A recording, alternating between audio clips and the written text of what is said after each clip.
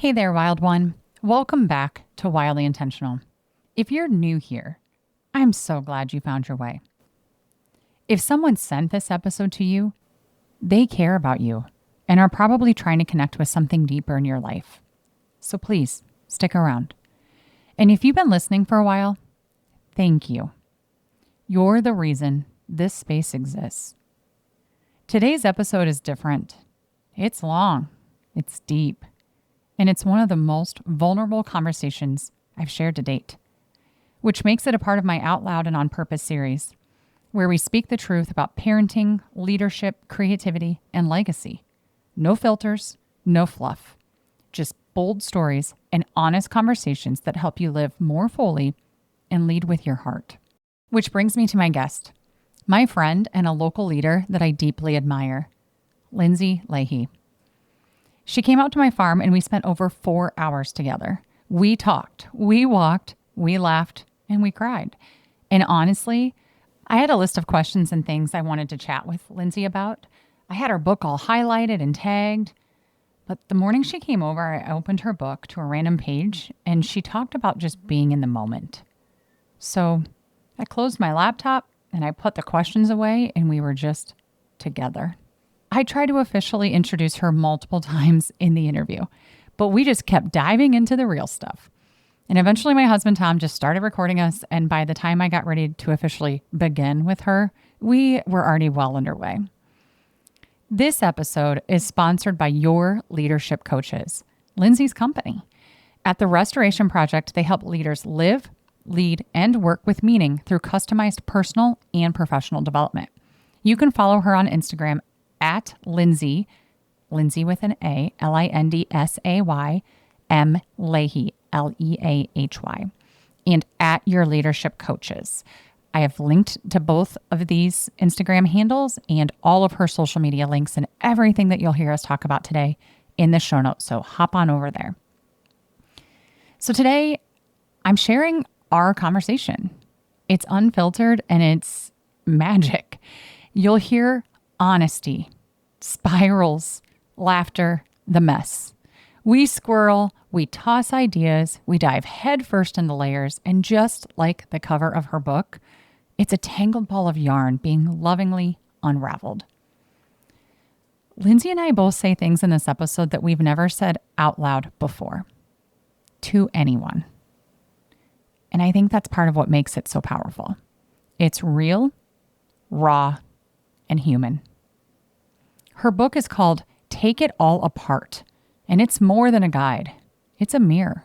It's a call to awaken, and this conversation is a beautiful unraveling. So this episode is for the curious unlearners, the restless reformers, and the mavericks, and for anyone that's navigating the sacred mess of becoming. If you're holding tension between who you've been and who you're becoming, you'll feel at home listening to this episode. And if you're not sure which wild way you are, take the free quiz and discover your path on my website. Let's get into it.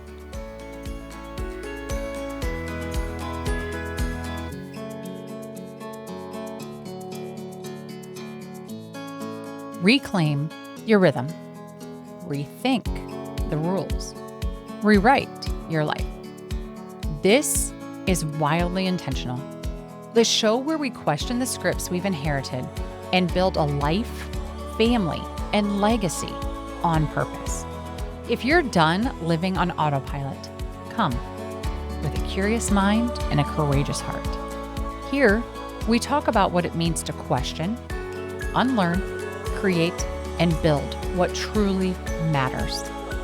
I'm your host, Mandy, maverick mom of 3, maker, family culture builder, lifelong question asker, and the friend people call when they're ready to rethink, well, everything. I'm here to shake the norms, tell the truth, and light the way forward. I have a friend in the room that has driven out to West Branch to be with me, and my God, am I glad she did. Beautiful space you have here. Thank you. This is, if you're local to the area, this is a leader that stands out. And she's someone I followed for probably 6 years. She's an author of a book, and when you talk about somebody that eats their own dog food, That's a perfect way to put it, because it does taste like dog food many days. it's not a cherry cobbler, right? No.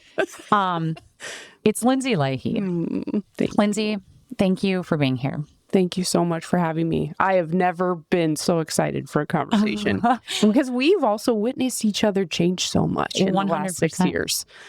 And so I just can't wait to see what happens. Our paths have twisted and turned and done this and that. And it's almost like we follow each other and it's like, wait, you're doing what now? Yes. And it's exciting. And also like, okay, we need to go to coffee and figure out like, how did that happen? Because I want to know the backstory on like what got you there. And that's essentially what today is talk to me about the book, talk to me about how this is going. I think too, the other thing about this is like, Lindsay's a coach. And so I'm not going to necessarily be full of questions. Her book, part 1, talks about, being present. And I've put everything away. We're just here together. We're going to see what happens. Let it emerge. Let it evolve. And you're free to open and guide me down questions and rabbit holes too, because Take It All Apart is your book. And 3 parts. And I am not a liar. I am halfway into part 1, and it's hard. It is so hard. It's stuff that I've been working on for years and years, and I don't feel like I've got it down. And there's this perfectionist part of me too that's like, not moving on to the next chapter until I nail that. I love that about you in some ways. And then in other ways, it's like, just finish the book already, Mandy. Wow. Like, but then there's also like, yeah, well, I don't know about that, Lindsay, because chapter 7 is surrendering. And like, I'm really happy at chapter 4. Yeah, nobody wants to get to that chapter. That's the hardest one. We're good. This is an adventure. It is. It is. That childhood stuff, Lindsay. Yeah, it's deep. And not 90+% of people they're never going to go there. So they're not going to get free. And that's what you and I just have to find the people who will and are and want to. And that's it. We're a small pool. And then you raise kids and you wonder, what are the cuts I'm giving them for their childhood? Yeah, I can't imagine because I don't have kids, but I witnessed that in other familial relationships. And I am sure that is a very heavy burden. And look at us. No matter what you walk through, you have to pursue your own healing. All of us have stuff because this world is broken and messy. So even if your childhood is idyllic, like my husband's, there's stuff there. And I think too, you're bringing in past life stuff and karmic things and stuff that like we don't know. And even as their parents, it's like, there's only so much we can do, you know? And I've seen perfectly good parents, like really great parents, raise kids who've really struggled and suffered. And it had nothing to do with the parenting. Nothing. You also have the opposite. Yeah. Like parents that are just like, get to school. And they let the system raise their kids. Yeah. And their kids find their way out of it. This is true too. So, yeah. That's the individual journey part that's so fascinating to me, is like because like you and I have already talked about, when we're on a spiritual journey, you can see how individualized it is, yet how connected it is. And there's power in that. Like, it's not the family that I'm born into is the earthly part, not the spiritual part. And my spiritual family is somebody totally different than my earthly family. Yeah, for sure.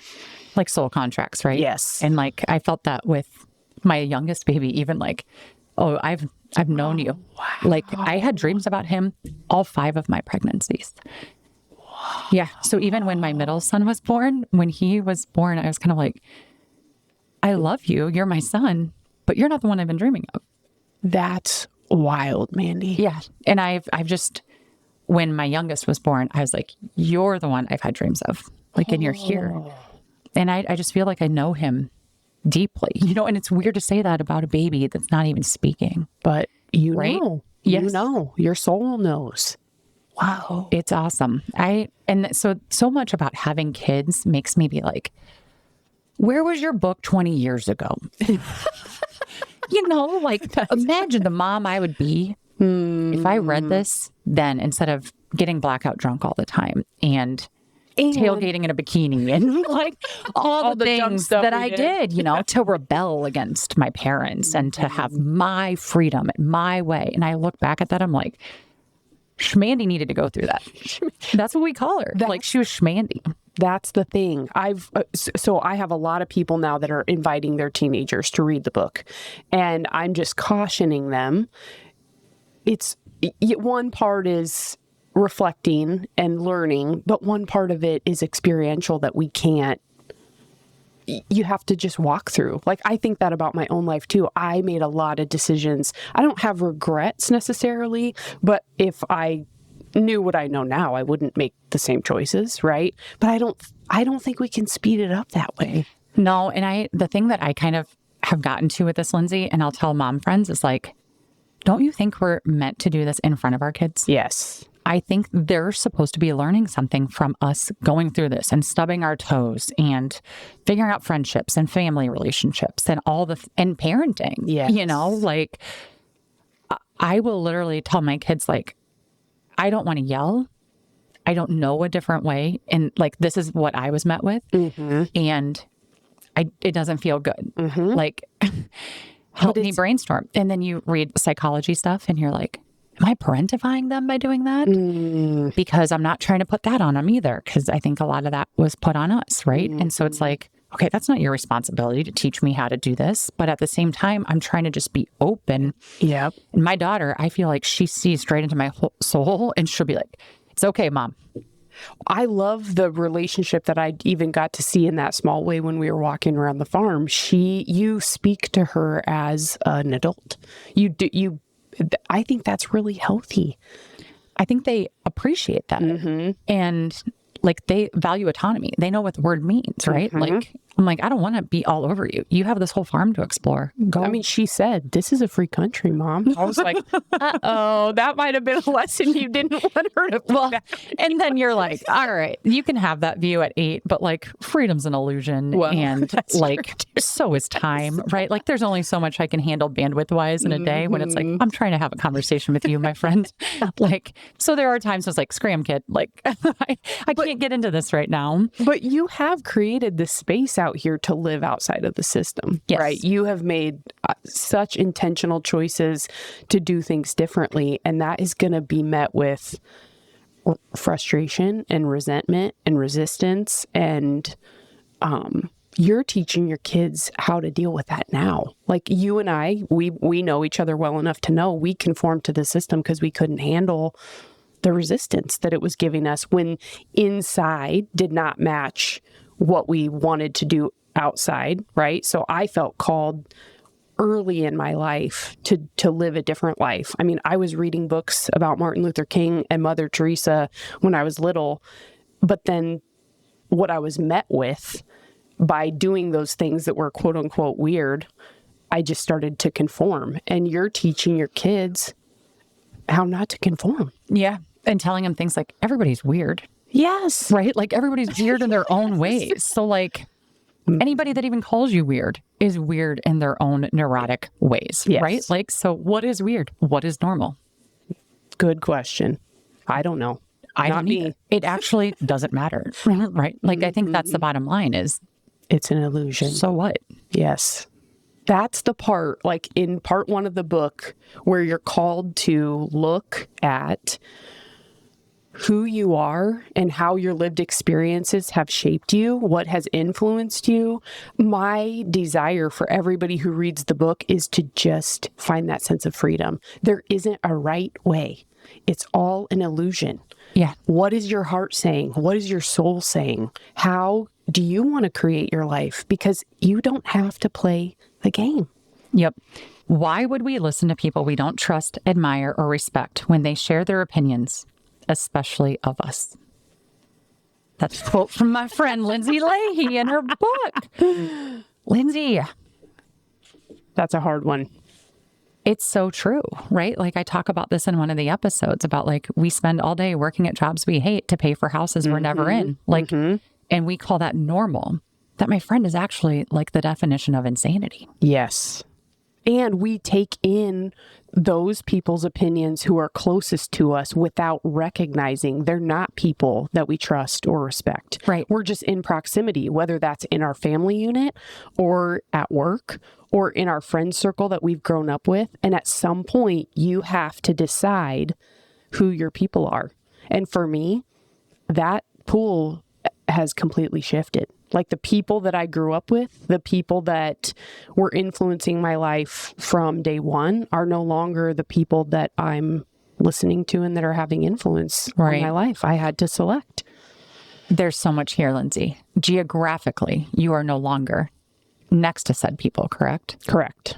So geographically, I am. Yeah. Right. And so I grew up here and then I lived in Chicago for 5 years, which, I mean, if you listen to Bloodlines and Storylines, you know I'm related to half this county. So it's like I had to get out of here to find my husband. Otherwise, I was going to marry like a second cousin or something, you know? So I got out and found Tom and we moved back here. And I think it was moving back with him after living in Chicago, studying abroad, and realizing the world is so big. Yes. And everyone's view here, not everyone, many people's view here, especially natives, is this is the way, man. Yeah. Well, we're like, our shit doesn't stink. And if you're not with us, you are so not with us. It's cliquey as hell. And then part of me is like, is this just small towns? 100% everywhere? Small towns everywhere. Because people want comfort. They want security. And they're in a pattern. And they don't want anyone to disrupt the pattern. That drives me crazy.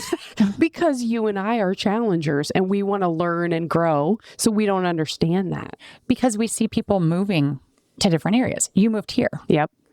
Other people moved to this area. And then you have like this stiff hand of, you're not my friend. You haven't known me for 30 years. And it's like, to your point, yeah, well, we're an acquaintance. I have known you by association for 30 years. That doesn't mean we have much in common. Right. That's what a lot of these friendships, when we came back to, were like, they're very surface level. They're very gossipy. They're very like, we're going to get together and hate on everyone that's not here. And I was like, man, I don't want to look forward to hanging out that way. I want to like talk about ideas and fun things that can change or like different ways of thinking. And that's kind of met with like, what? That's weird. We're not doing that here. Well, especially today because people are so busy and distracted, and talking about ideas and things that are beyond surface level takes work, and people are exhausted. They don't want it. Well, then you get to the point too where it's like, okay, I don't have anything in common with them. Nothing really happened other than this like realization that like we're just going down different roads in life. Yep. And one's not bad, one's not good. It's just they're not the same road anymore. And that I talked about that too with Tom. Like, I think there's chapters. Not everyone is meant to be the whole book. Even our husbands, right? They came to us at the point in our lives that they were supposed to. And Tom's not my whole book.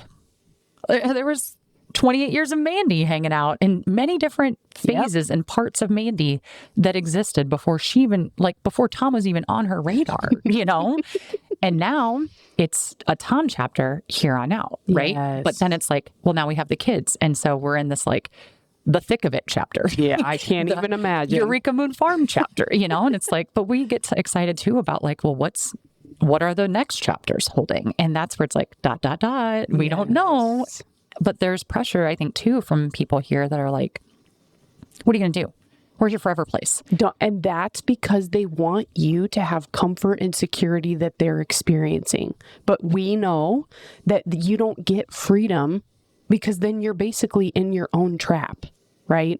So what does that look like, Lindsay? Yeah, I think it's, and you and I were talking about this earlier, a lot of us that are here on earth are having an earthly journey. We're very attached to our comforts, to what's around us, to what we want. And then there are some of us, and I think you and I are in this category, that are having a spiritual journey. And for us, the earthly stuff, the material stuff doesn't matter. And so we let go of control and we trust that tomorrow might not look like today. And when I went on this journey with the book, I didn't set out to write a book. It got put in front of me and I felt God calling me to it. So I did it. And a lot of people ask me that, well, how many books are you going to sell? What's your goal? And I'm like, all I know is God has told me, put this in as many hands as you can and trust me with the rest. I don't have any hard and fast goals. It's the same with my business. We're 5 years in, and I told you before we started that if tomorrow God calls me into something else, I'm comfortable letting it go because I'm not here to build earthly things. I'm here to develop my spirit, and I trust that God's going to put the right opportunities in front of me, and I see you doing the same. And to help others. Yes. And that's being used as a vessel however you need to. Yes. So can we back up for a second? Mm-hmm. Can you talk a little bit? Because I think we just jumped in. Like we do. We do. We're like, hey, it's been a while. There's so much to chat about. Take us back to like, what's your journey been? And you can start anywhere in your life with your journey. It doesn't matter to me if you want to start working, childhood, whatever. Just your journey to the book. Okay. And then what was that nudge? What got you to be like, wake up, Lindsay, publish me? How did that start? Well, if you want to read the full story, you can read Take It All Apart because that takes you all the way back. Because there's a lot of childhood things. I think that's what a lot of us don't realize is our lived experience in childhood shapes who we become. And we've got to take a look at that. But for me, it was an incessant misalignment between what was going on inside of me and what I was doing on the outside. So I never felt real or authentic. And there was just this unsettledness. And I thought once I got into my 20s that it was a career issue, that I needed to keep changing jobs to fill this void. Like I just felt like I'm not doing what I'm set out here to do. I'm not who I'm supposed to be.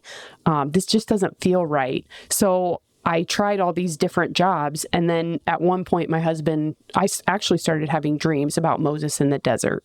So this was 2018, 2019. And I came home and told him, I think God's calling me to be a pastor or something. And he was like, we've been here before. There is something happening and you're not listening and you keep thinking that changing jobs is going to fix it. So to your point, he was definitely put in my life for a specific reason to help me on my own Your path. sounding board. Yes. And he gave me permission to take 90 days and to promise, do not take another job. Just explore what is happening inside of you and what you feel called to. And so I hired 2 coaches and went through this journey of just internal exploration, like personal exploration. And I had already been doing some healing work from childhood stuff. But the word restoration kept coming up for me. And eventually it was like, oh, I want to help leaders understand, and leader meaning all of us need to be leading our life, right? Not the conventional corporate space. Although I have a passion for business and strategy, so that's naturally where I landed.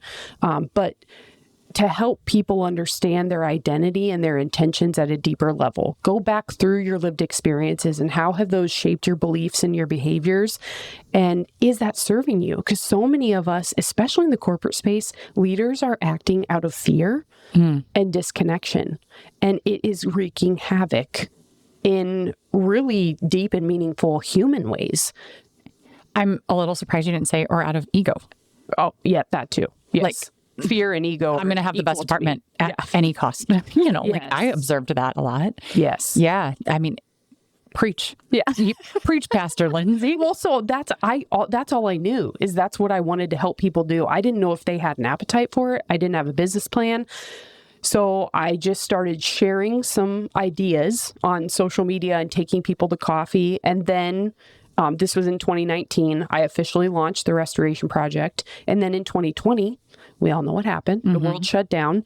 And leaders, I had enough trusted relationships that people just started calling me. Like, I don't get what you're doing, but we have this amount of money and here's the problems that we have. What can you do for us? And that's really how my coaching and consulting practice grew. And then it grew to the point where brought on Brooke, my business partner, brought on Sarah, And then we just really started expanding. And in 2021, a publisher had reached out to me. They'd read I have a blog, gratitudeandgrace.com, and they had read it and said, hey, I think you're a great writer. We'd like to consider publishing a book if you're interested. And it was right around that time that I was like, what if we could put our coaching frameworks and questions into a book format to go one to many? Because we knew we never wanted to grow a huge practice. We wanted to live really good lives alongside doing meaningful work. And that meant I have no interest in building a team of 50 people or whatever. So this was a different way for us to get this work in front of people that we just don't have the capacity to get in front of. I love it. And what I love about the book too is there's exercises in here. And you talk kind of about your perspective, and then here's some things to think about and to do. And what's interesting is like, even when I started the podcast, right? Like a couple people I was talking to were like, well, what are you going to tell people to do? I'm like, to think. That's why I love you. Is that not enough? People don't want to do that, Mandy. They want the quick fix. They want the pill. They want the silver bullet. Folks, you're not going to find it. I know. In healing, in innovation, in you and I have tried parenting. It's. I think everyone wants a hammer, but not everything's a nail, right? Yes. Like even when you are working construction, it's like, I need a Phillips, a flathead, and it's like, that is life, my friends. Yes. That is life. But there's so many people selling the opposite. The quick fix. This is going to give you everything. Follow this recipe. Look over here. Buy here. Do this. Do that. That is my big, and it's like, I tell my clients, if you think that we're going to be done with this in 3 sessions, I don't even want to work with you. Here's the tool I think they need. A mirror. 100%. And that's too, like I want to be very transparent on these because I try to be as open and vulnerable as possible. Right. And so then it's like, don't think that I have everything that I say figured out. Oh, never. I'm 100% still working on these things. I need to listen to them too. My kids are listening to them. I think that's one of the best gifts I can give them is to show them that we're always working on these things. And like our friend Michael Jackson always said, like, it starts with the man in the mirror. Yes. Or the Mandy in the mirror. Right? Yes. Like, I'm not afraid to look in the mirror. And I don't always love what I see. And that's not just like the nitpicking of the wrinkles and everything just that like comes the toll that motherhood takes on your body. It's just too like, why do I do that? Yes. And the patterns. And I love to be called out, if you will, or like be friendly reminded about things or because I chew on those things like deeply. But that's because you're on a different path, right? That's the part that not everybody's going to read my book. They don't want to do that work. Not everybody is a coaching client for us. Our pool is small of the organizations, the teams, and the individuals that want to work with us that really want to do this type of work. And I honor that because it's very hard and it's very uncomfortable and it's messy. You have to trust that we're going to take some steps and we're going to try some things and it's going to be like 2 steps forward, 1 step back. But we're going to stay the course and that's my own personal healing journey. Like you said, I go through, life happens and I'll be on it in a pretty good rhythm.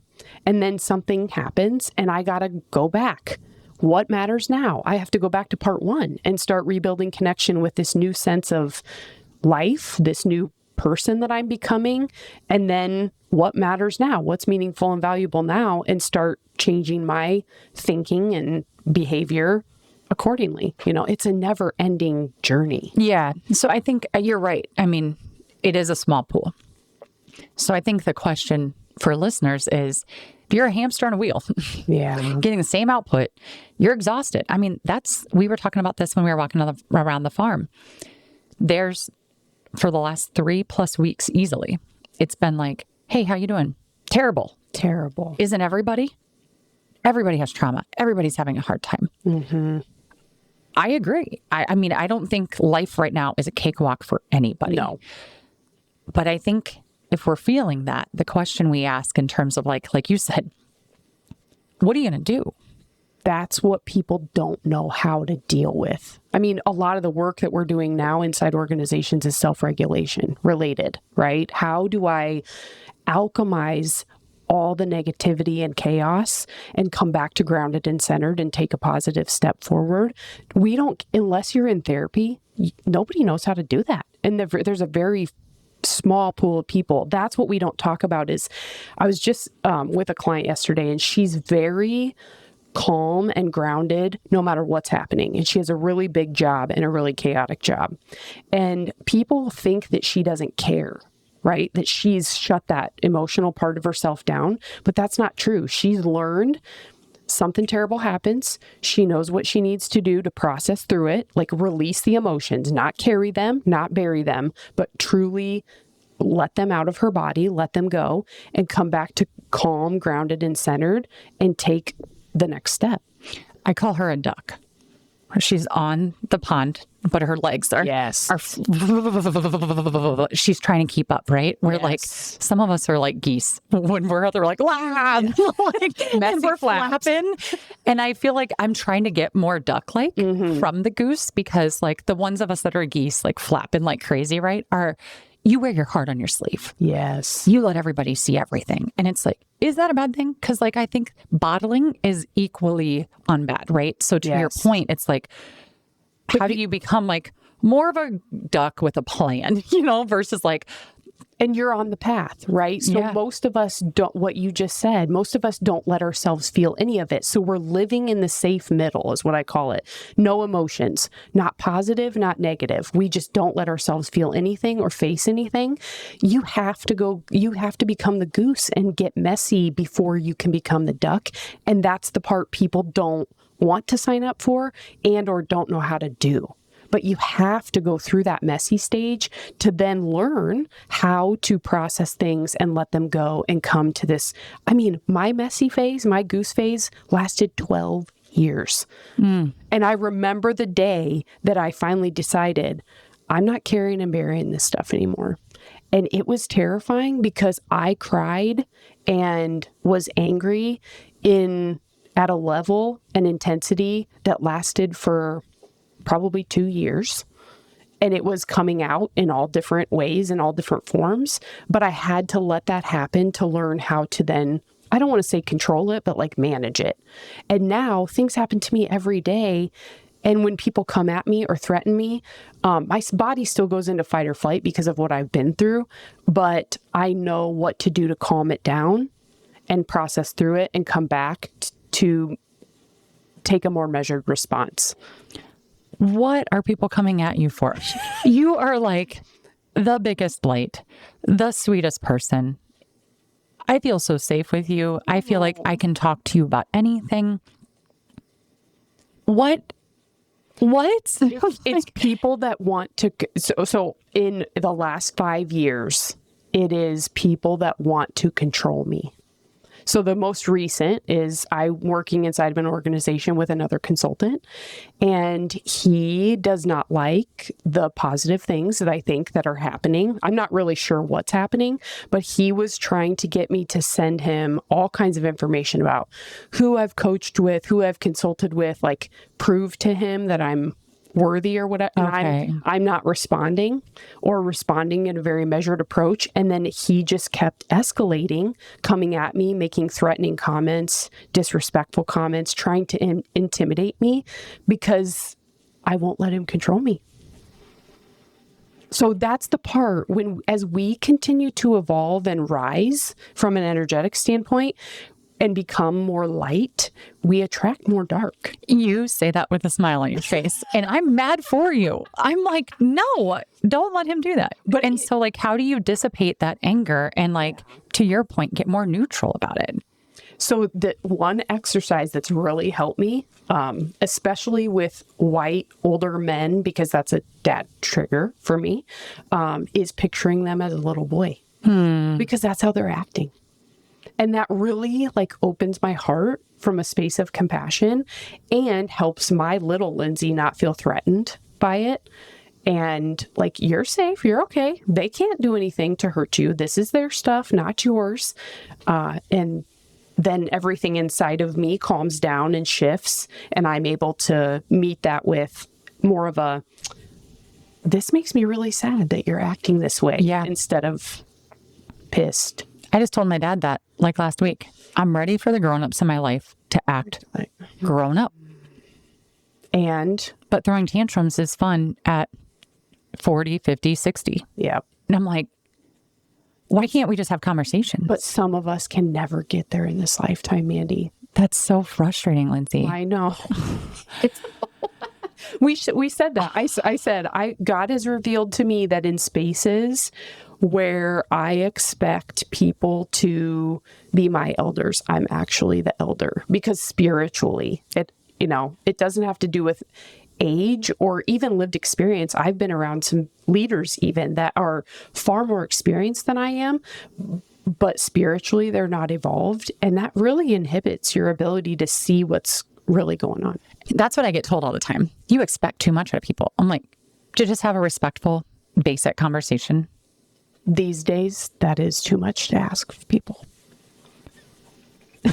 That's wild. That's probably the most wild thing that we've talked about. That's what? That should be a baseline. How do we get back to that? But look at how our society has devolved. Like keyboard warriors. Yeah. I mean, the baseline expectations for people and the things that we celebrate and recognize people for have so shifted in the last 20 years that, I mean, even in small ways, I have to help people in their 20s inside the organizations that I'm working with understand what's appropriate to wear on a Zoom call. Like, that's just the world we live in now. That's part of the reason I started the podcast. Like, I need to wake people up a little bit. Mm-hmm. And I look at my kids and I'm like, I can't wait for you guys to be 20, 30 to go out with a podcast and tell people to help. The patterns are too ingrained. Yes. And people just genuinely don't know. And that's where, again, I have been able to now meet that with, instead of with frustration, with compassion. Like, I feel bad that somebody did not teach you that this was disrespectful and inappropriate. And I don't even have to say those words, but that's the spirit at which I approach them and just offer a different perspective. And that's what we need to keep doing, is just meeting people where they're at, alchemizing the negativity, not engaging in that fight or flight response, and teaching them that there's a different way, a more mature, measured.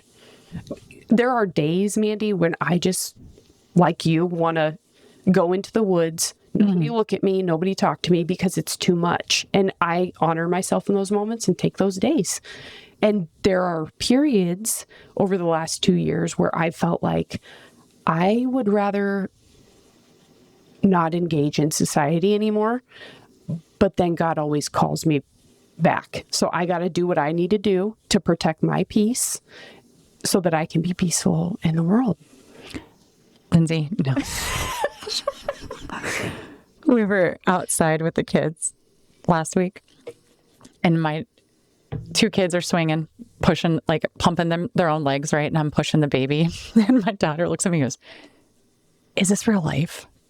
Oh, and I go, "What do you mean, kiddo?" And she's like, "Is this real?" And I was like, oh, God, man, like, she has a way of asking questions that I'm like, this is so deep. You are 8. She does, though. She's a thinker, man. She's a thinker. You can see it. And I'm like, well, you are really here right now. You are swinging. Like, this is real. Yes. Whoa. Yeah. And then I'm like, whoa. Like, but that gives me so much hope, Mandy, because your kids are going to meet people, the 90%, and they're going to change people's lives. I do think that, right? And so it's like, what am I doing? I'm just talking. You're doing it.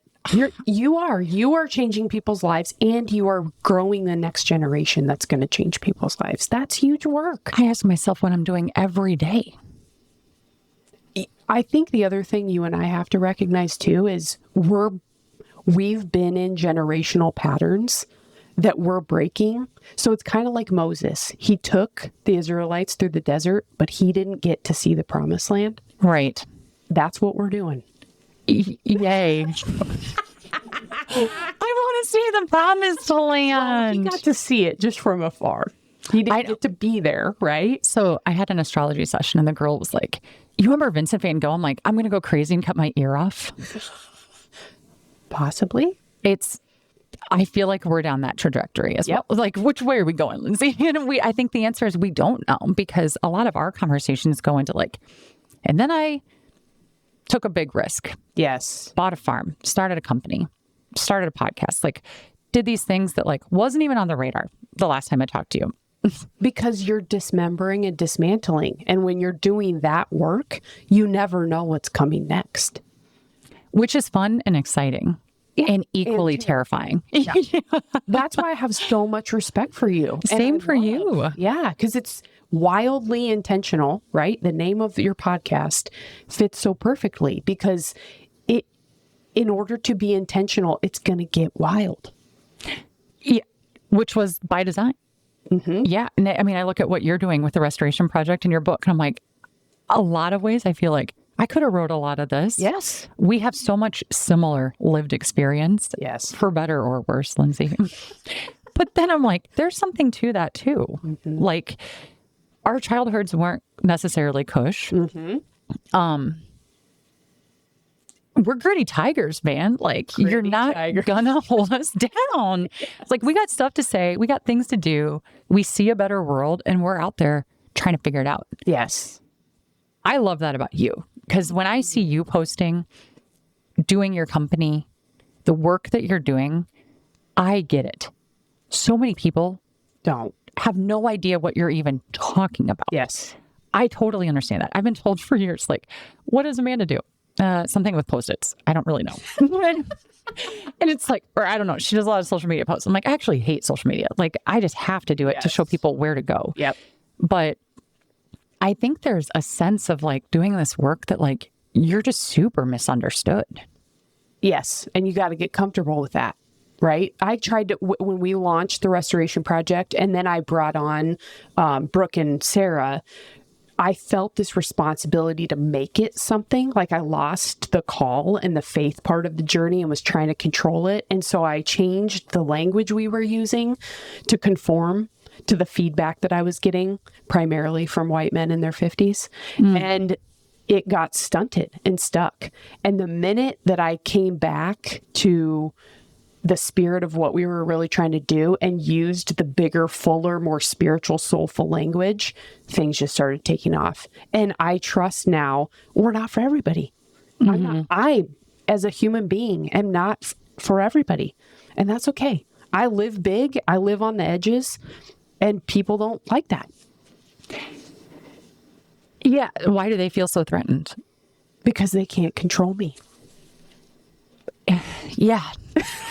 You had something in your book about like out of your control. I think it was a dumping exercise, right? And then also like loving somebody, even the messy part. I'm like, Tom and I call that the crust. Like when you love somebody, you got to love the crust that comes with the bread, you know, like that. Which is why we don't cut the crust off the bread for the kids. We're like, it's a part of the bread, just like people, like everybody has crust. I love that. And you got to love them in the messy middle. And that's why like with wedding vows, it's like in good times and in bad, in sickness and in health. Like we're not promised a cakewalk in life with our partners, with our friends, with our kids, in anything. That's part of loving people. Yes.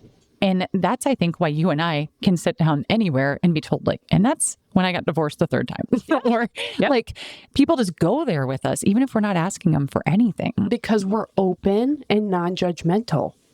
And that is, now don't get me wrong. Do I have judgmental thoughts sometimes? Yes. Same. 100%. And that's what I'm always working. But I know now that's my ego. That's not me. And I think we probably both revisit like, why did I think that? Mm-hmm. Yes. Like, where did that come from? And we're healing that part of us, because the further I get on my journey, the less that judgment even comes up.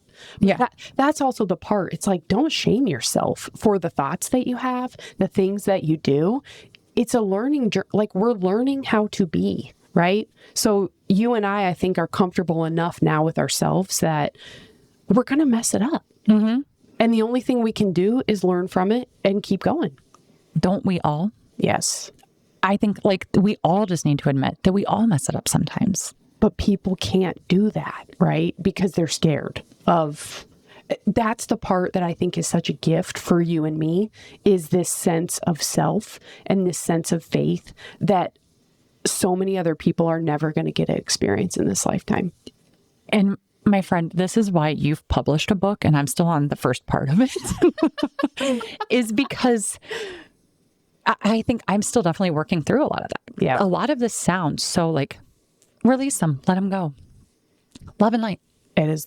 All these things that I'm like, man, that sounds so good. That's the hardest doing part that, of the journey. Believing that, living that is so hard.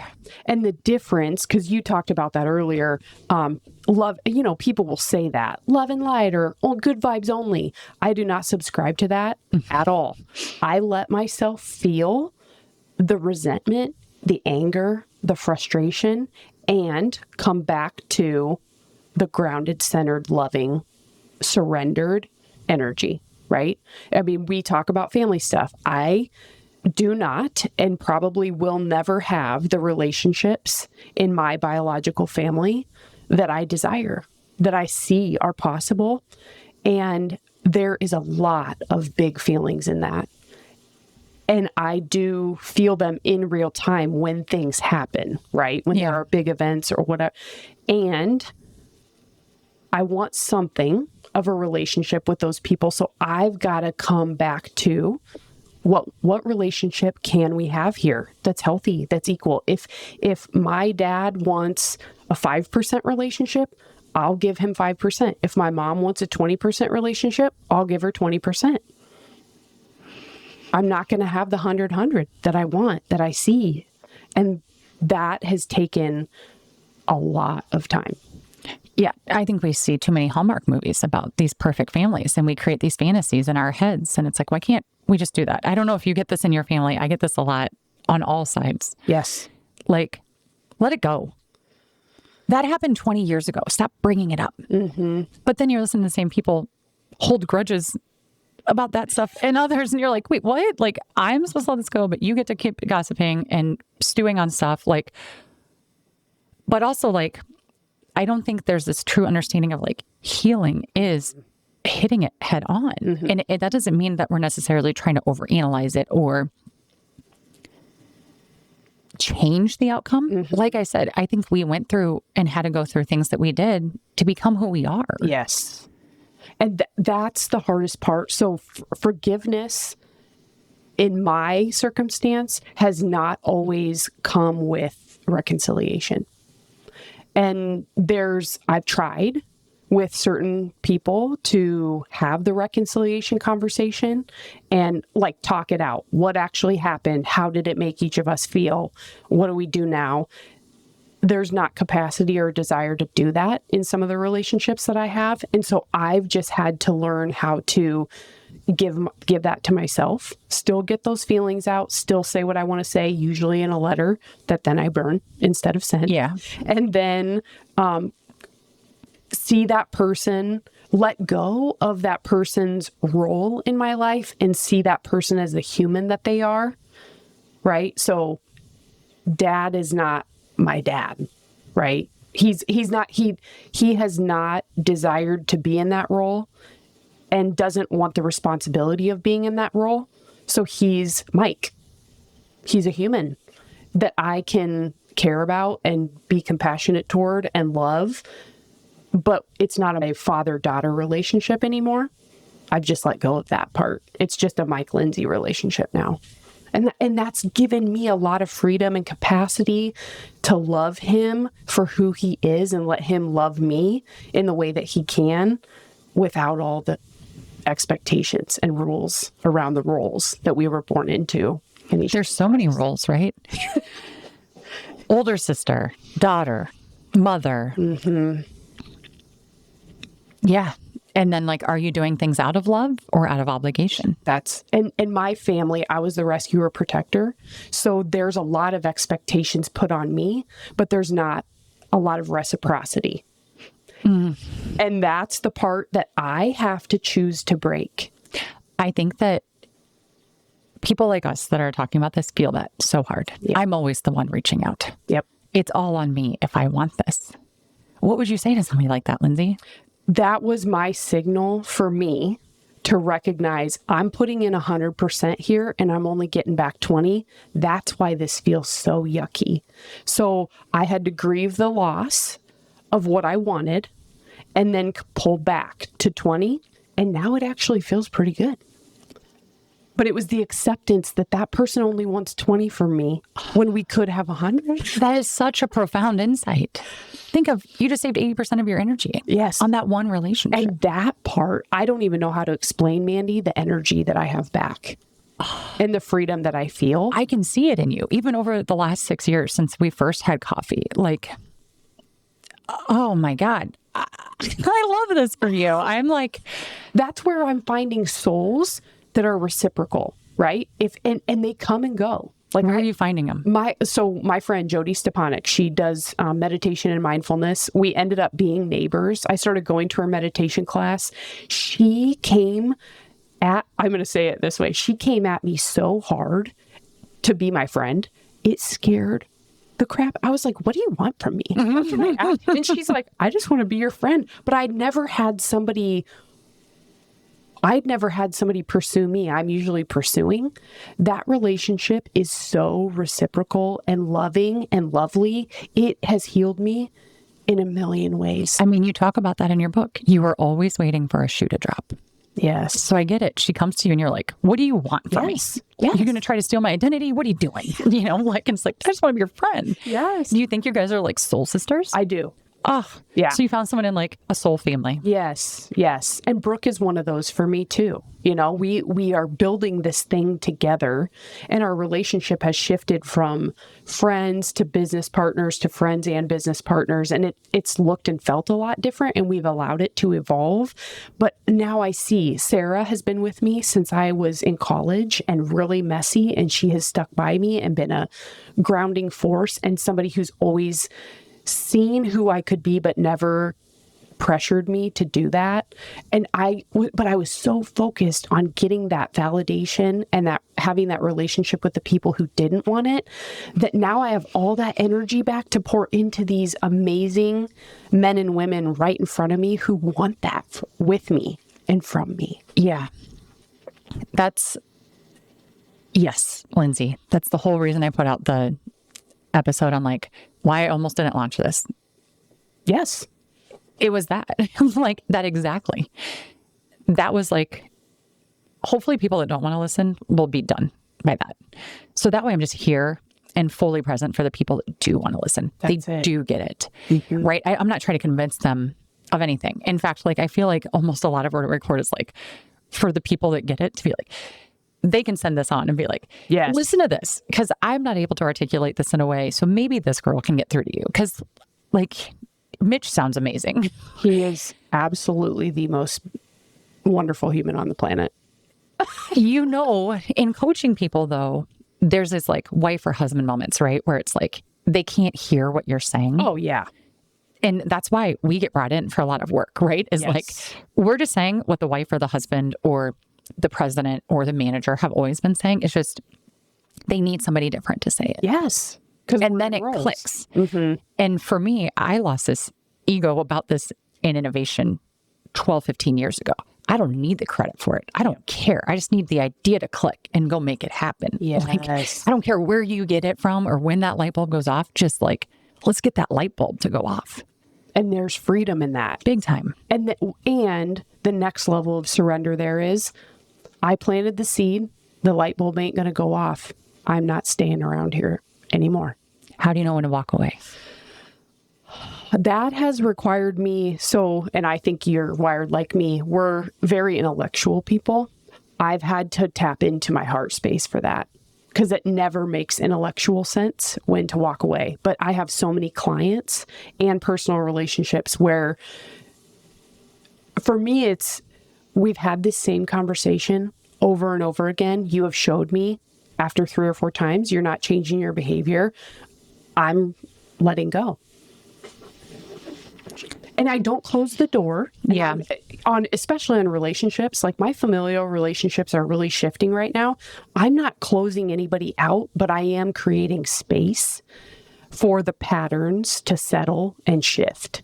Because when we're in relationship constantly, the pattern can't shift. And I've had to do that with clients. Like, let's just take a break. 6 months, you know what you need to do. I know what I need to do. Let's touch base in 6 months and see where we're at and how we're feeling. Lindsay, I think everybody feels the familial stuff. Like, I can't have a conversation without somebody be like, oh, as long as my family doesn't find out about this. Mm-hmm. Whether it's posting on social media or doing something for work, like so many people feel like they don't have family support. You just said it in like 30 seconds and made it sound so easy. But not easy. Not easy. What does it actually look like? I'll give you an example for my mom, right? So she and I have had certain expectations and desires for our relationship. And last year was a really big year for me. And in terms of my mother-in-law passed, I tore my ACL and had to have surgery. And I published this book. So like some really high highs and some really low lows. For sure. I had expectations of how she was going to show up for me and desires of how I wanted her to show up for me in all of those spaces. And, looking back, those were not fair expectations based on what I knew about her capacity and desires. So then I was left feeling angry and resentful toward her. And out of that, those 3 consecutive things happening, I recognized a long-standing pattern of me pouring in 100%, reaching out, always initiating the phone calls, always, and always dropping everything and going home when there was an emergent situation, making an effort to go back to Nebraska. It's just what I thought I was supposed to do because it's what I've always done in my family pattern. But it was no longer working for me. Mm-hmm. So I just told her in January. I started pulling away and had no intention of having a conversation about it, just to try to give myself some space. I just quit calling her. But would always take her call when she called, you know. It wasn't out of like, get away from me, I don't want to talk to you. It was more like, okay, this isn't working. Let's just create space.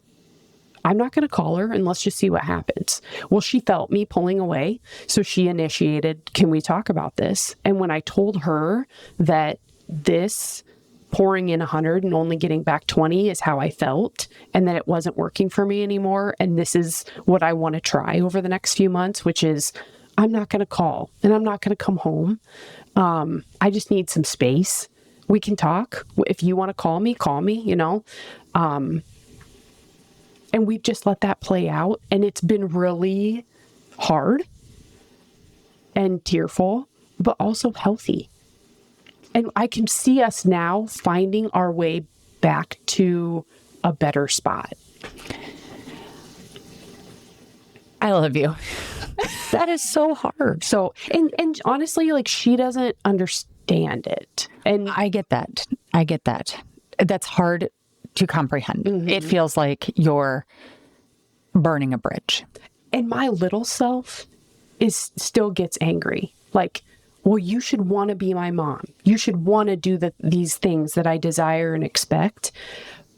But I recognize now that is my wounding. That's my little self. That's not my adult self. So then I allow myself to feel that and heal that and come beside her and love her and give her what she needs, little Lindsay, so that then I can come back to my 41-year-old self and meet my mom as the human being that she is, so we can have the relationship that we can have.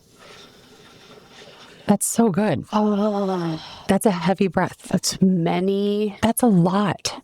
Hours of struggling and trying and years of therapy.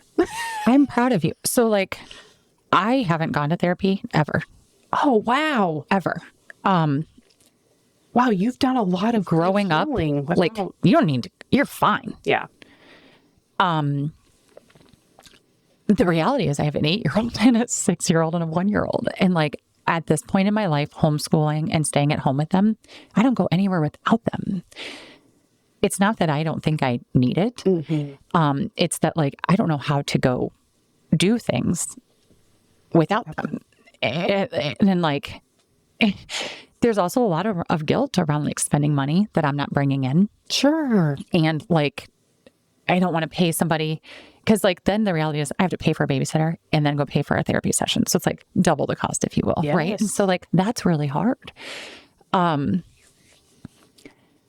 say all this because I'm right there with you with familial relationships. Right. And so like, I've got that, but I also have little kids. Right. And I'm like, I don't ever want my kids to do that to me.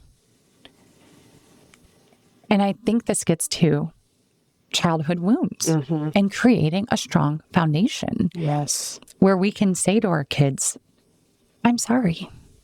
I love you. I'm not perfect. I'm not trying to hurt you. I will do better. Yes. And keeping that open from infancy to oblivion, you know, like. And they're still going to have wounds, Mandy, because my mom told me that. Like, my mom was a good mom.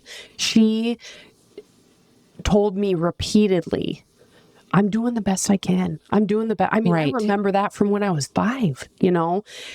And the fact is that Lindsay wanted more and probably deserved better, right? Did deserve better. And that's not on my mom. That's the part of healing that has been so hard for me to reconcile is I know my mom is a good person and I know she did the best she could. And there's still part of me that didn't get her needs met. And how do I hold those two things honorably together so I've had to attend to little Lindsay's needs and wounds and still honor my mom in all. And that's been but I've had to go through the being pissed, being resentful, feeling betrayed, all of that to then get to this place where I can hold it all, I guess. Yeah. Because everybody, like your kids are going to have that too. Even if you raise them perfectly. I don't think there's such a thing. There's not. There's not.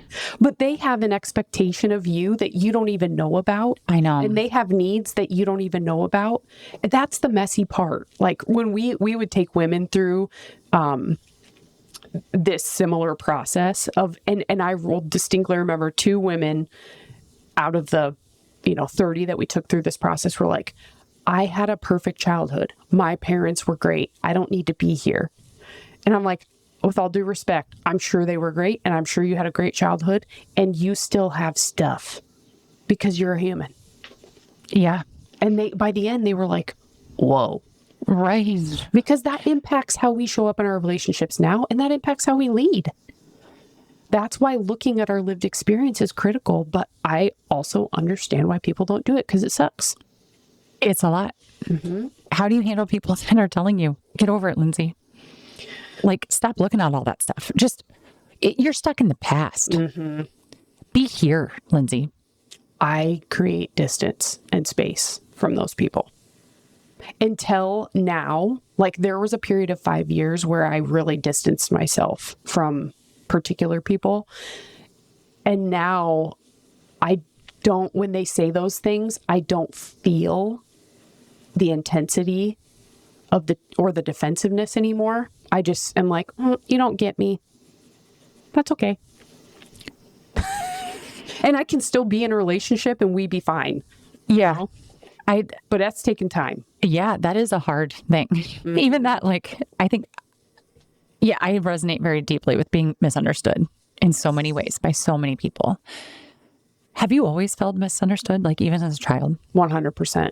Yeah. I mean, especially because of the violence that was happening with my dad, my aunt and my grandma, I see now out of protection, would tell me, it wasn't that bad. You're fine. Why are you getting so upset? So they made me feel crazy about the feelings that I was having. And that created a lot of wounding. But it was because they didn't want me to feel bad. And that's how they responded. Right. So I see it now for what it is. But for a long time, I didn't feel like anybody understood me. I felt like I couldn't trust anybody. I get that. I mean, I've told people silence is compliance. And like, even if you think you're not doing anything or you're being fair, you're siding with somebody. Yes. And that's the hardest part, Mandy, for me, like related to my upbringing, is understanding now that my family didn't have the capacity to say anything. It wasn't that they didn't want to. It was that they didn't know how. And I have compassion for that because I've been able to go back and ally my little girl. I don't need you to ally. I needed them in that moment. Right. But going back and healing her and allying her now has allowed me to let go of the need for them to be there. Oh, that's so good. Healing, man. It is. I mean, you're so right. Because I think what we have in common too is empathy. We can feel for anybody, right? And so like I look at people and things that have happened in my life, and while sometimes I just want to shake them and be like, what the hell, man? Like, come on. Yes. I also can be like, man, I get it. I bet that was super hard, right? Like even walking around when I was telling you about the murder. Yes. It's like, man, if that is true, and we will never know the truth, I have mad compassion for both her and him. Like, I get it. Yes. Not that I'm scheming to kill my husband, that like World War II headlines. You're in the middle of nowhere. I get it. Yes. Life is hard. So hard. Yeah. That's where I think, to your point in your blog, grit, gratitude, and grace. We're all having a hard time. It's hard for everybody. But I think that's the key part, is like getting people to refocus, stop trying to change your external circumstance and start changing your inner world. Then you can be resilient in the face of anything. You can be calm and peaceful in the face of anything. And you can keep hope, but it starts inside.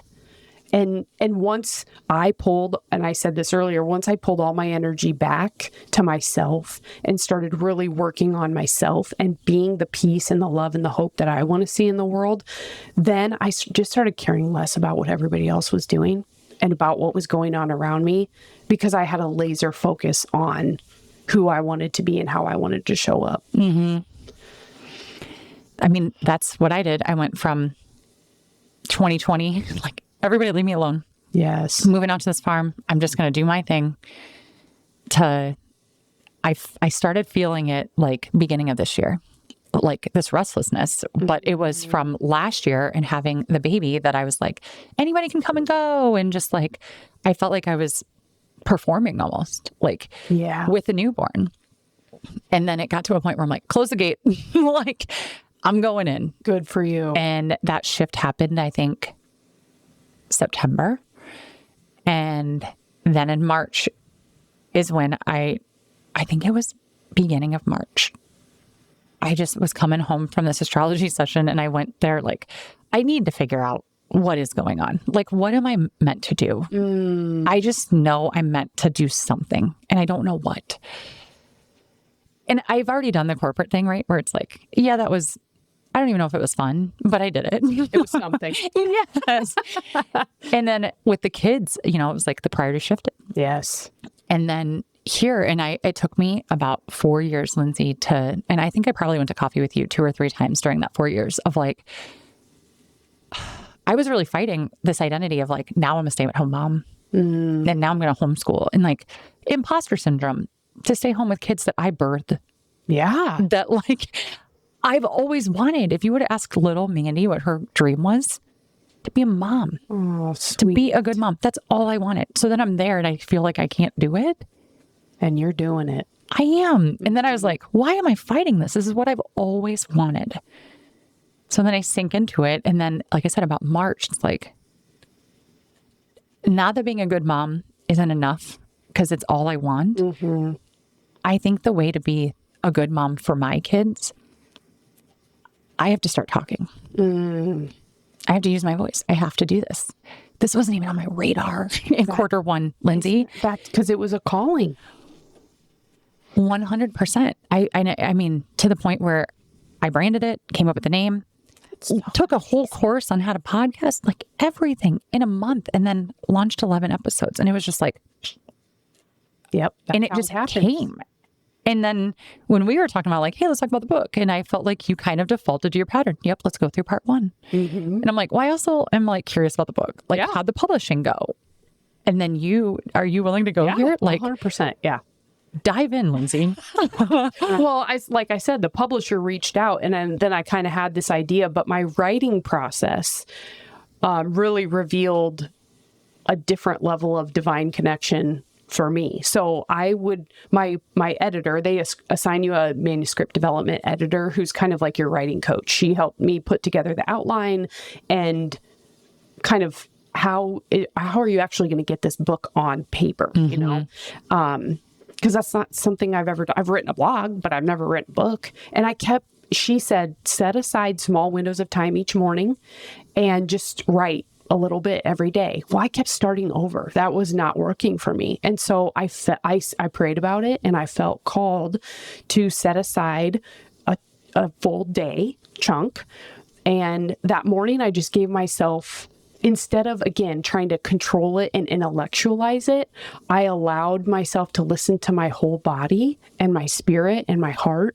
And so I got up, I went for a walk that morning. I felt called to come back to our guest bedroom because we have a table in there with pictures of all of our ancestors. And I felt called to light a candle and say a prayer.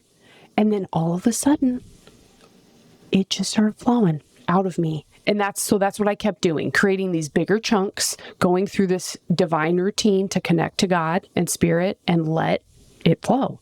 And it just kept working that way. And I would not stop until it stopped. And sometimes that was 9:00 at night, and Mitch is like, hey, do you want some dinner? But that's the flow. Yes. But now I read it.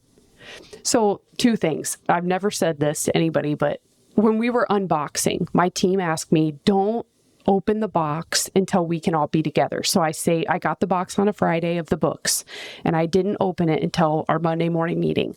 And they were all like so pumped, and I just felt empty, like disconnected from it. And so then I started reading it again, and I had an appointment with one of my healers later that week, and I was telling her about this, and she said, Linz, that's because you were a channel for the book. It wasn't your words. Now you have to reconnect with it. Oh my gosh. And that's when I read it, sometimes I'm like, that wasn't me. That's wild. Isn't that wild? It is scary. You're like, okay, this book in my hand says Lindsay Leahy. Yes. Man, am I smart.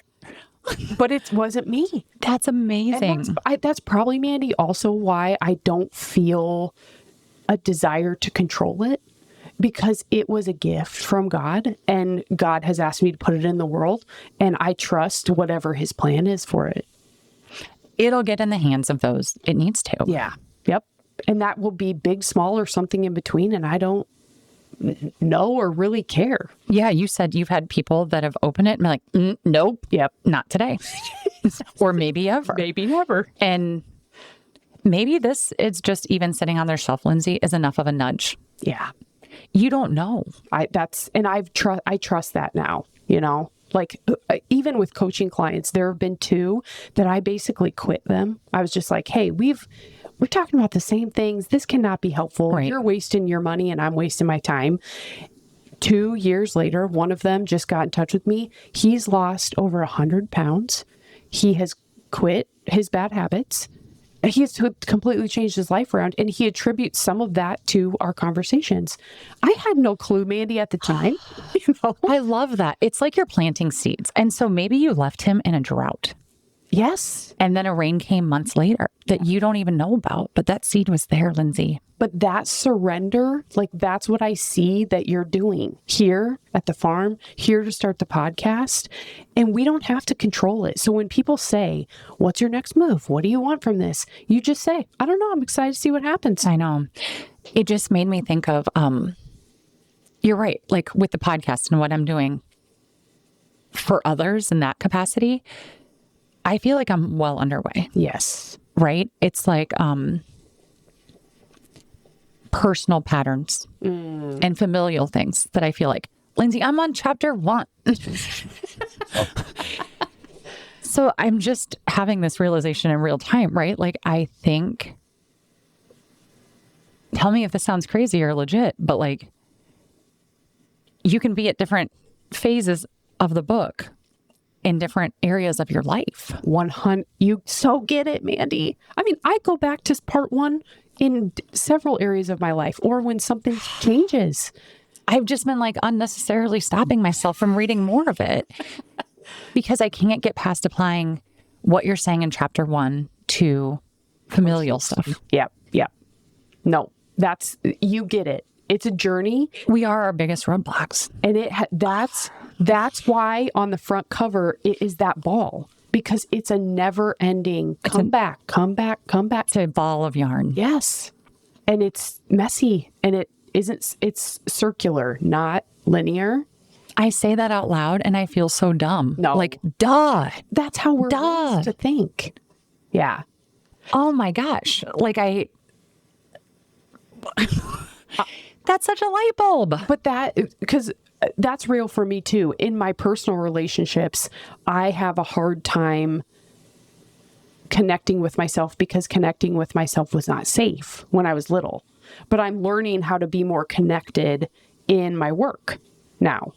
So you get it. You're right. We're always at different levels. So pretend I've read the whole book. Mm-hmm. Now what? How do I feel? You wrote the book. Yes. You've lived the book. Talk to me pre-Lindsay sitting down, going to write this, to now it's out. How did you show up differently? Like, how has it impacted your life?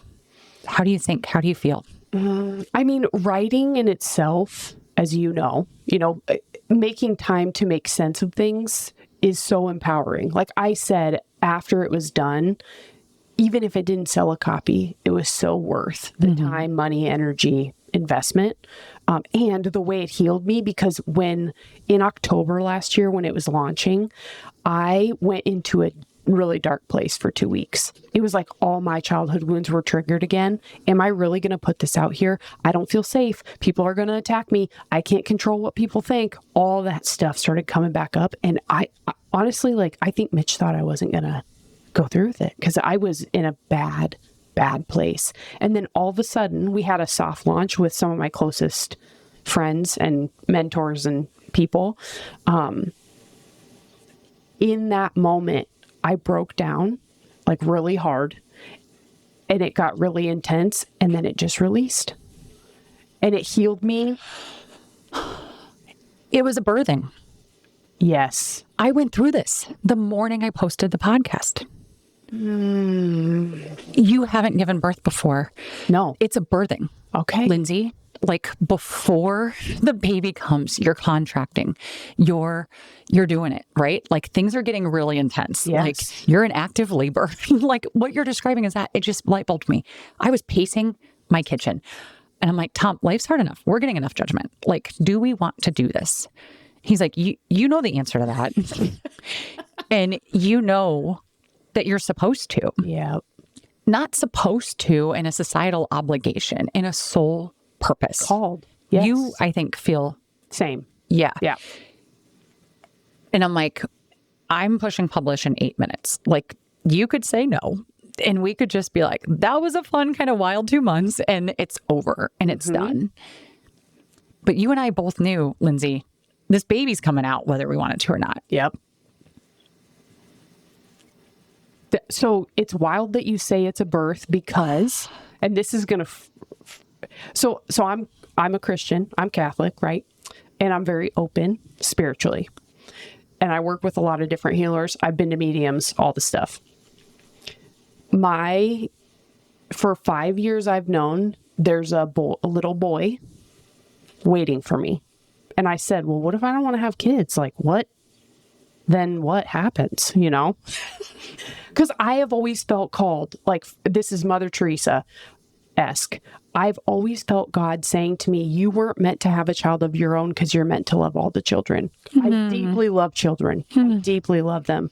But it was like, you're supposed to spread your love to many. And I've always felt called to that. So I was confused by this. And I went through, Mitch and I talked every year up to 40.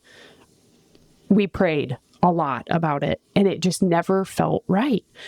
So I post my very first post about the book coming out, like releasing it. Some woman that I do not know to this day, I think her name was Denise, no profile picture, nothing, posted a blue heart with baby feet. And that's it. What? I've never told anybody that. I screenshotted it because I couldn't believe it. What does that mean to you?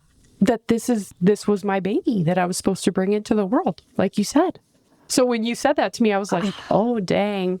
I mean, you describing that intimate gathering and that breakdown of like the crying and the release and then it was gone. Lindsay, that's the feeling of like, once the baby's out, you're like, Oh, like, Mandy, wow. it's a birth. Yeah. It is. I never put that all together like that. Like I felt in my spirit when I saw that, because I'm like, who is this? I don't even know who this lady is. She doesn't even have a profile picture. When you click on it, there's nothing really. That's wild because that's like all signs of a troll on the internet. You know? Right. But in my heart, I felt like that's a sign, God telling you this was it. This was divine. Yeah. You were supposed to do that. You know that. Yes. She just gave you the validation. Yeah. And that release, right? When that's the part we're going to be misunderstood because it's a calling. It's not to be controlled. It's going to look different. We're not, it's not that we don't care. I deeply care about what's in that book. I know it can change people's lives. It's not mine to control. Mm-hmm. I think that's the thing too, right? The book's out. I hit publish. I don't know if you felt this way, but it was like every hour that it's out there, it's kind of like, I can't do anything. Yep. It's out of my control now. Like people are going to have their opinions and it is what it is. And we're loving it, Mandy. Your people are loving it. Thanks. And I'm loving yours too. I feel so seen and so validated. And you are such a gift, Lindsay.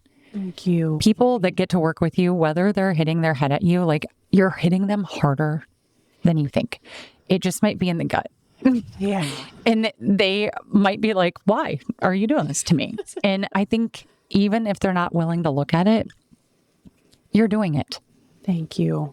Seriously. Thank you. I guess let's tell each other this because we feel it and I know other people feel it.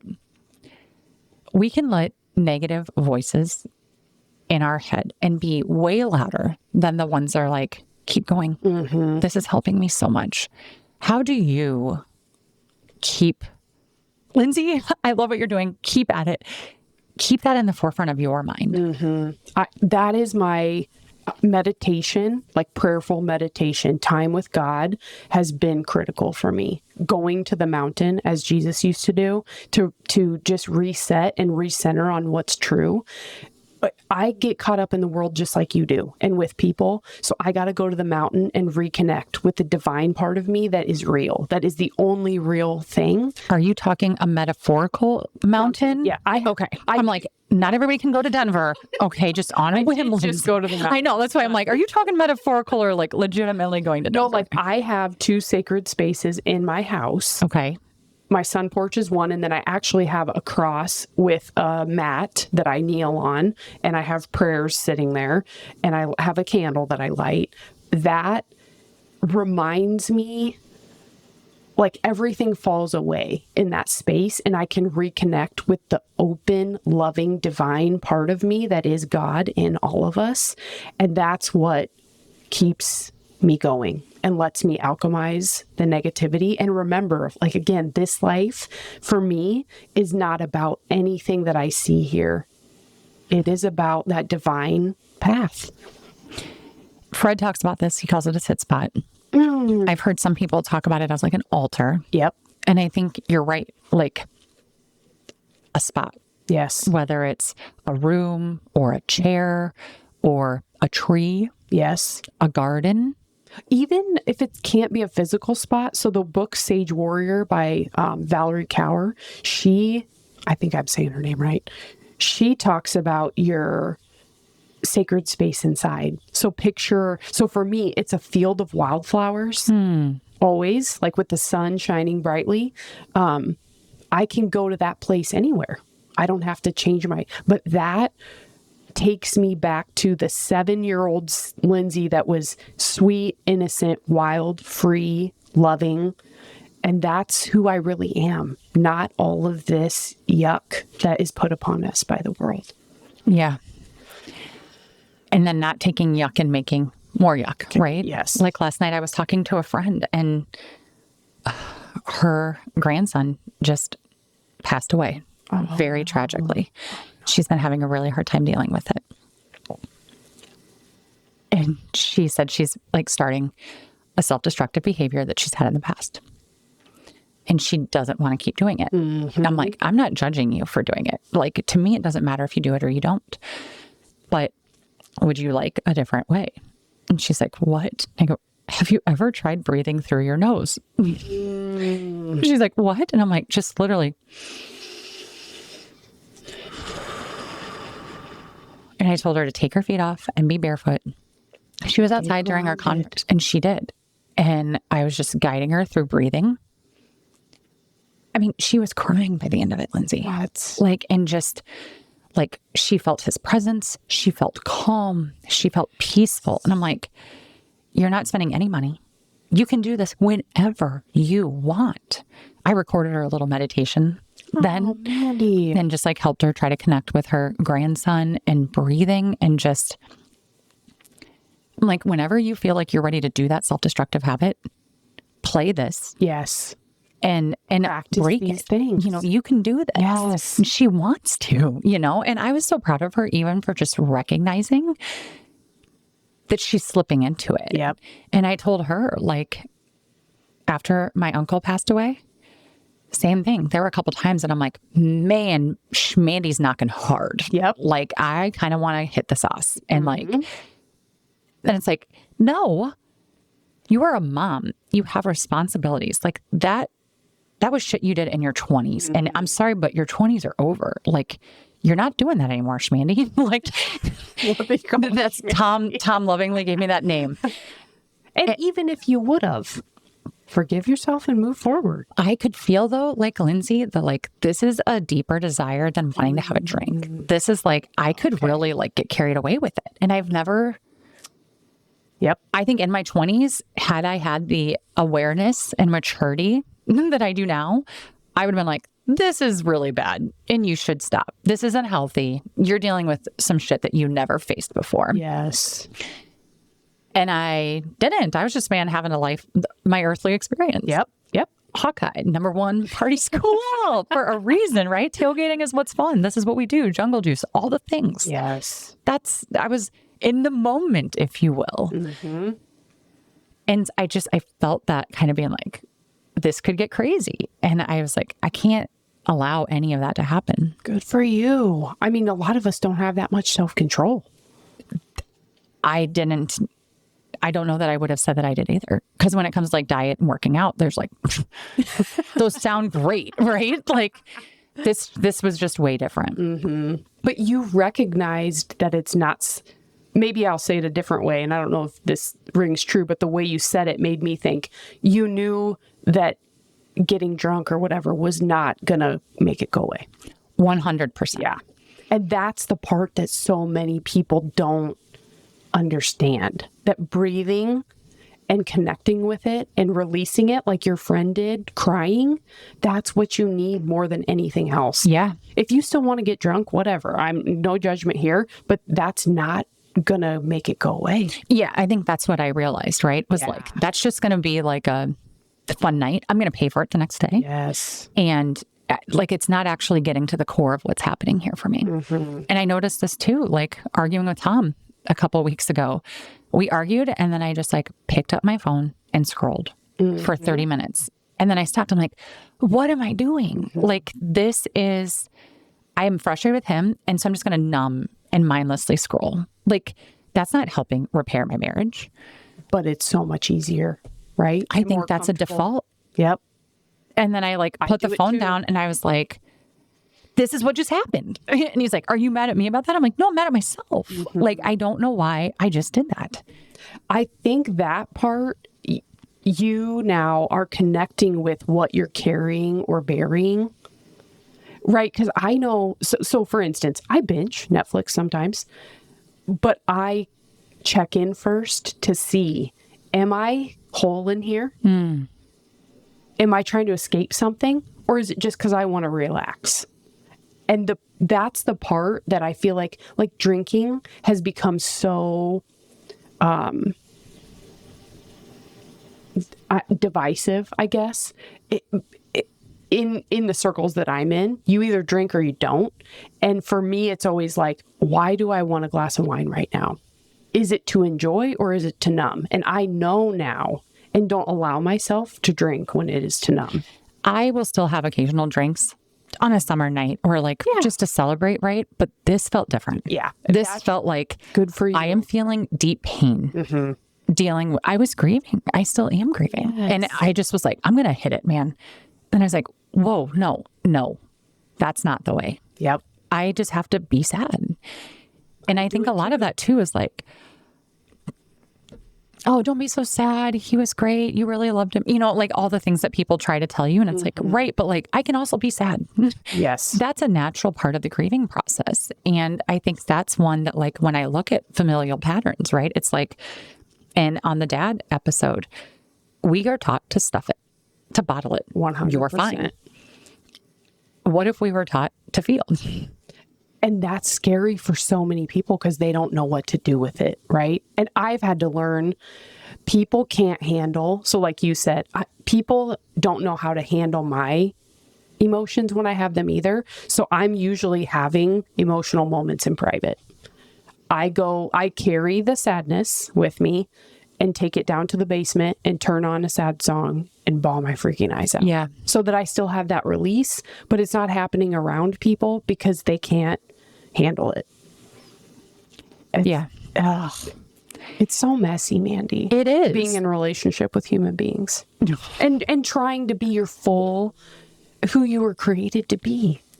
I know. And then you like look back at Laura Ingalls, right? And you're like, her next door neighbor was like 3 miles away. Think of how simple that was, Lindsay. I know. You could be fully human for your one interaction a month when Pa decides to fuck it up into town. You know, like... That's a really good point. It was simple. Because now we're expected to be on in a certain 24/7 all the time. I sent you a text. Why didn't you respond to it? You have 4 emails from me you haven't responded to. Like, I can hit you whenever I want. And that's why, like, even last night I was with somebody and I'm like, hey, is this the number that you still have? He's like, no, it's my landline. Nobody has landlines anymore. I'm like, I actually think landlines are making a comeback. Because people want to be able to just go outside and be left alone. Yes. And if you miss the call, you miss the call. And just put your phone down. That is one encouraging thing. We walk, like you said, we eat our own dog food. And one of my clients, I just got an auto reply from him a couple weeks ago. He's a very successful CEO. And it said, it's halfway through the year and I'm taking time away from the business to reflect on where we are and where we're going. Like, he put this in his out of office. And I just wrote back, love this, in all caps with a smiley face. And he wrote me back, learned from the master. So you never know when you're like, that's what I mean by so many of us are focused on changing other people or systems when we don't realize the power of living into what we want to see, pulling all that energy back and just being who, like, you are doing it. You're opening doors and perspectives for people that you don't even understand. And that's too where it's like, I don't have to understand all of it. Nope. It's okay. I just getting it to happen, I think, is what's important. I mean, just this, and this is a small thing that could be life-changing for your friend when you taught her about breathing and grounding. That changed the trajectory of her life, possibly. I think it's going to keep her from a self-destructive habit. I mean, she was so excited at the end of the call. And I'm like, it's just breathing through your nose. But like, you're getting essentially When you're doing that, like really, and you imagine your breath going up out of your head and down into the earth, you're getting like a dopamine hit like you would from a cigarette or from a buzz. And so it's like, how incredible is that? And it's just tapping into your breath, which we forget about. You talk about that in this book. We forget about breathing. We're a fish in water that we don't know we're in the water. That's the part, like all back to simplicity. All of the practices in there are ancient, sacred. It's about slowing down and making space and simple. Quit getting, there is no quick fix. There is no pill. There is no silver bullet.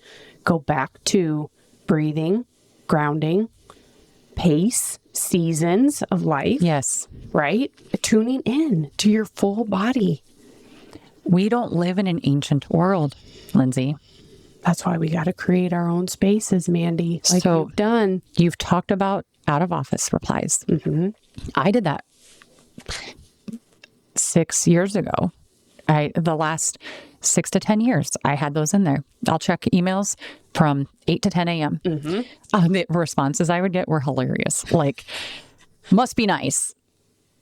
Just random things, right? Yes. We're like, how can you do that? I'm like, you could also put an autoresponder on. Like, no one said I couldn't. And I wasn't asking permission. They're not brave enough, though. But I think what that allowed me to do was to tell myself, I'm only going to respond to people and worry about my email during this time frame. I'm going to respond to everybody I can during this time frame. After that, I'm going to get hot on the stuff I actually have to get done. Yes. Like, we don't actually get paid to email. That's what we should be doing. Right. And now, since I have left corporate, right, I'll tell people, text me if you need something. If you email me, I don't get paid to check email. I'm not hot about it. I don't really care. It's going to sit there. If it's urgent, call me or text me. Lindsay, we have forgotten how to have conversations. Yes. So many people text. You go to call them, they won't answer.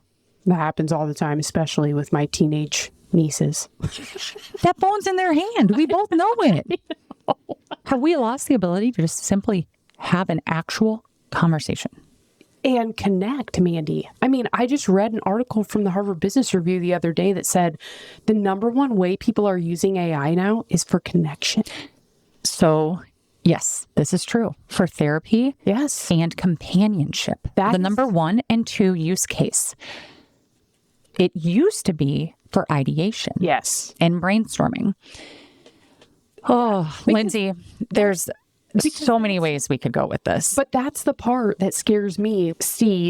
We need people who know how to connect with other people. Yes. So we are purposefully driving people back to more sacred, connected spaces so that they continue to learn how to do that. Because that's the part. You're not willing to do the work in my book if you don't feel safe. Because the first step is being willing to acknowledge it and share it with somebody. So AI is programmed to affirm anything you tell it. So it's always going to make you feel safe. It's always going to make you feel loved. It will exacerbate any human expectations. We were talking about unmet expectations in our roles. No family member, friend, colleague will ever be able to perform to the standard that AI will set if you confide and look for AI to be your best friend. That is terrifying. Don't do that. Don't do that. Don't do that. That's why I said in my one of my episodes, I don't even remember which one, but it was like, we need actual connection. And we've got to learn how to stay connected when people mess up. This is why I felt this huge sense of urgency in March. I have to do this. I don't think people really understand the precipice that we are on with AI. I mean, I don't fully understand it. I don't think anyone, no human, including Elon, including my mentor, Aaron, including AI experts, including people that have developed it, do not understand the potential that this will have on humanity. That alone should be terrifying. That's why I was like, there's nothing more important right now to do than this. Yeah. Sit down with someone. Yes. Ask them how they're really, really doing. Like, Lindsay, because of a lot of our shared experiences from childhood to coaching, I feel like talking to you is a mirror in a lot of ways. Like, you get it. You get so much. And when you say things or tell me feedback, sometimes it does feel like a knife. You probably feel that too with your coaches and your healers. Yep. But instead of doing a Band-Aid, right, we're like, where did that come from? Because it wasn't you saying that. You just hit me in a way that's like, oh, there's something there. Yes. So I don't mean that as a negative at all. Well, it's a gratitude. Like, you've helped me see things, or like, I feel like we've had one during this conversation, a light bulb where I'm like, oh my God. That's, I think, what it takes. Yes. And my thing with AI, just being a spiritual person, is God, if you allow spirit to work through you, miracles happen. A lot of us don't know how to do that. AI can't do that. Like, what? Like, I could have written my book with AI, right? I could have allowed AI to write my book. It wouldn't have been what it is, because that's spirit. So where does spirit come in all? And that's the danger for me, is we're already spiritually inept as a society. So how much further is that going to devolve with people trying to get their answers from AI instead of doing the hard work, the refining spiritual character building work of seeking the truth? Yes. I have to tell you this, and I read this in your book about the pastor, and then you've talked about it today. Oh, yeah. I think it might be a typo. I think it's a podcaster. It's a form of preaching. Have you ever considered that? We've talked about it. It's just so much work. It is. It is. I love being a guest.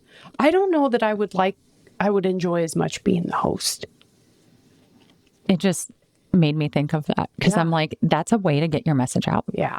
And you could still protect your energy. That is why, instead of I could have gone on a book tour, I could have done all these speaking events, but that's not who I feel called by God to be. That's fair. Is so much more comfortable for me. Good. And the writing.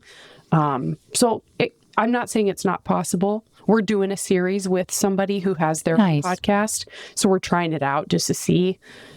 I don't know. I really like the client work, and that takes me away from the client work. Yeah. You know? 'Cause I'm like you. I'm in a space where I'm not doing the rat race anymore. Yep. I'm not going to fill my schedule with work. I want to enjoy my life. And then I have to really prune even great opportunities so that I have time to live. I get it. You do. I know you do, because I see you're doing it. I'm trying. I think that's all we're all doing, right? Yeah. Wow. We covered a lot of ground. Lindsay, I could get lost talking with you. And even when we have so much time like this, I always feel like it's never enough. It's never enough. We could just keep talking. I so appreciate you. Same. Thank you for understanding me. It's so nice to be in space where you're understood. I so deeply understand you. I can't thank you enough for the work that you're doing for yourself. Thank you. And that you're living that out loud and on purpose. Mm-hmm. And that you're sharing, and you're open, and you're vulnerable, and you're taking what you've learned and you're helping others. Thank you. And you're so bravely going back into the workspace, which that's a whole nother animal. Oh man. But people need it, Lindsay. And I love that about you. You are willing to roll up your sleeves and go wherever they are. Thank you. And you've got a great team. We do. Oh my gosh. Our business would not be what it is. I would not be who I am without Brooke and Sarah and now Molly. Oh, yes. They're incredible. Yes. All of them. I'm doing one of the book groups with you guys. Yeah. And you have a book group in October. Did you want to talk about that for a second? Oh, sure. In October, I'm going to take part 1 of the book and put it into a 3-part 1-hour webinar series that you can participate in virtually. It's going to be not me talking the whole time, but a lot of facilitated dialogue and concepts from part 1, because I realize not everybody likes to read. So I'm going to do part 1 in October, and it's a $47 ticket for those 3 sessions. And then I'm going to do parts 2 and 3 next year. So awesome. I will link to all of that in the show notes for people. Perfect. And where to find you at the Restoration Project? Yes, the-restorationproject.com. And then there's a page for the book on there too. Awesome. So the book again is Take It All Apart, and we are going to do a giveaway, actually. Yay. Signed by the author for your bookshelf. Okay, so here's how to enter. 1, follow both Lindsay M. Leahy and at Wildly Intentional. Then I want you to share this episode on your stories or your feed and tag both of those accounts. Any mutual likes between accounts will also count as entries. So every post, every tag, and every follow will be 1 entry. So you have up to 3 entries. Or if you do stories and you tag us on multiple stories, that'll be an entry for each one. And we'll announce the winner and mail the book out on August 1st. Lindsay, I cannot thank you enough for your time. Thank you so much. This has been such a rich, meaningful conversation. I agree. These are the conversations that I long to have. Yes. I just get so frustrated with the how you doing? Fine. Did you see that? How about those hawks or the rain? And I just think getting past all of that and really into what's really going on. Yeah. How did that actually look for you? What are you learning? This is where it's at. Mm-hmm. And I can't thank you enough for being willing to come here and going there with me. Thank you. You have such a journey, such strength. I just admire the hell out of you. Same. Especially now after I've seen the magical place that is this farm. Thank you. Yes. It's been fun and I wouldn't change a thing. And I'm just so grateful for you. So thank you again. And keep sharing your stories and your ups and downs, right? This has been messy and not perfect. And that inspires the rest of us to take a chance. You too. Thank you. Yes. We're here for it, Lindsay. Yes. Thank you so much. Wow. I just love her. This conversation with Lindsay was so much fun.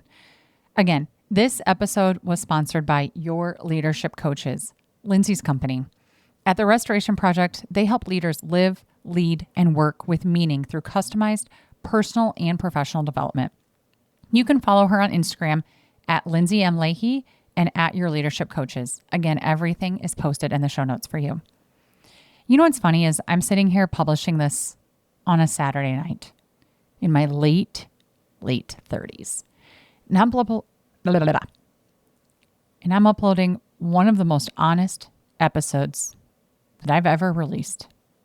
And it just makes me pause and laugh because between ages 17 and 28, my Saturday nights were spent pre-gaming and dancing until bar close. And now here I am, peeling back layers of identity, alignment, and calling. And it just really makes me pause and wonder, how often are we still holding on to old versions of ourselves or of other people? I have to thank you, friend, if you're still here. This has been a really long one. Thank you for being here, really.